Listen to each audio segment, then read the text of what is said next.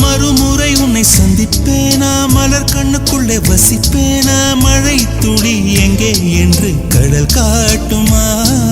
வெட்கம் இன்றி மண்ணில் அலைவேனே, ரெக்கையின்றி விண்ணில் திரிவேனே, உயிர் எங்கே எங்கே என்று உடல் தேடுமே.